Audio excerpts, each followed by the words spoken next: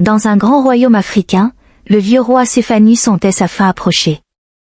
Autour de lui, les tambours résonnaient faiblement, comme pour annoncer la fin d'une ère. Assis sur son lit d'ivoire, il fit venir ses 3 fils, Yaro, Tano et Kalen. « Mes enfants, dit-il d'une voix tremblante, j'ai vécu longtemps et régné avec sagesse. Mais mes jours sont comptés. Voici 15 coffres d'or. J'en ai préparé 5 pour chacun de vous.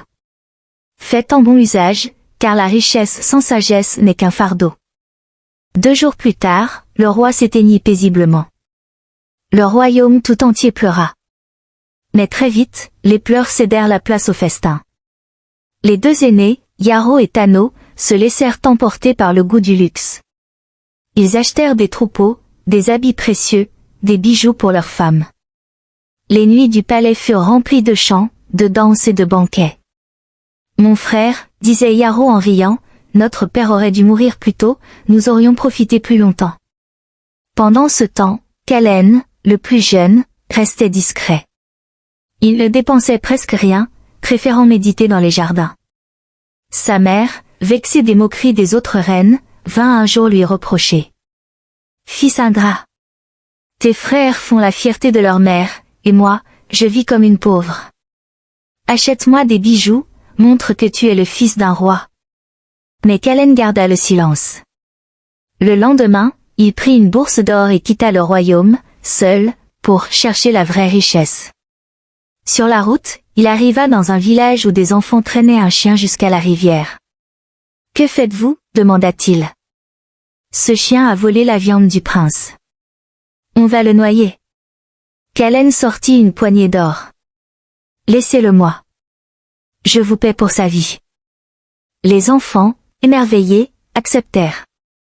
Et le jeune prince repartit, suivi du chien. Plus loin, dans un autre village, des fillettes pendaient un chat. « Pourquoi faites-vous cela ?»« Il a bu le lait du roi. » Kalen soupira et donna encore de l'or pour acheter le chat. Puis, un peu plus loin, un chasseur tenait un grand vautour, prêt à l'abattre. « Ne fais pas cela, dit Kalen. Chaque vie mérite d'être sauvée.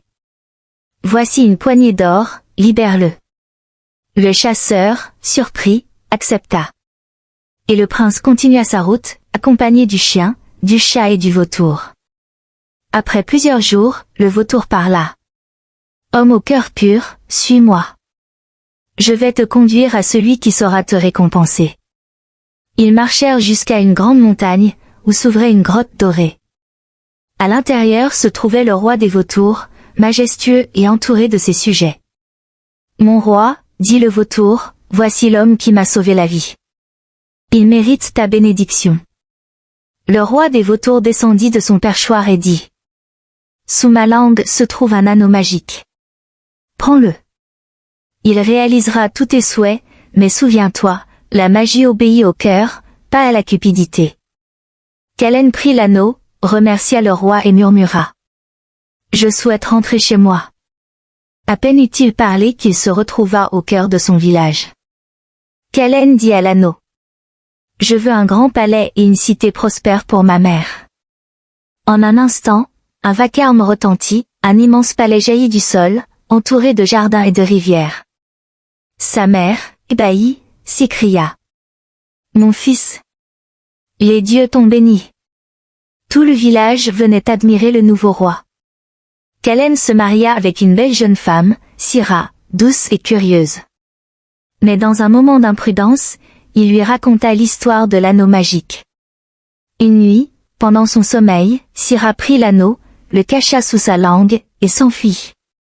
Au matin, Kalen se réveilla dans une simple case. Le palais, la ville, tout avait disparu. Le chien et le chat, voyant leur maître désespéré, décidèrent de récupérer l'anneau. Ils marchèrent plusieurs jours jusqu'au village de Sira. Le chat entra doucement dans sa case. Sira était assise près du feu. « Oh, quel joli chat !» dit-elle en le caressant. Mais soudain, l'animal bondit et lui fit peur. La femme cria, et l'anneau tomba de sa bouche. Le chat s'en empara, courut dehors, sauta sur le dos du chien. En un instant, ils filèrent à travers les champs, jusqu'à Kalen. Le prince pleura de joie en voyant ses amis revenir. Il prit l'anneau et dit: Je veux que tout redevienne comme avant. Le palais reparut aussitôt. Kalen ne chercha pas vengeance. Il fit un dernier vœu. Que Syrah trouve la paix, loin d'ici, et qu'elle apprenne la valeur de la loyauté. Puis il garda l'anneau, jurant de ne plus jamais révéler ses secrets. Sous son règne, la justice, la sagesse et la bonté furent les lois du royaume. Et chaque année, il racontait à ses enfants: Ce n'est pas la richesse qui fait un roi, mais la pureté du cœur. Les leçons de l'histoire. La bonté attire la vraie richesse. Kalen a donné sans attendre, et c'est ainsi qu'il a reçu le don le plus précieux. La sagesse vaut plus que l'or. Ses frères ont tout perdu, car ils n'ont jamais compris le poids d'un cœur pur. La fidélité trouve toujours son chemin. Même les animaux reconnaissent la gratitude là où les humains l'oublient. Ne confie jamais ton trésor à quelqu'un qui ne comprend pas sa valeur. Les secrets de ton cœur ne doivent pas être donnés à la légère. Le vrai pouvoir n'est pas de commander, mais de savoir aimer sans orgueil.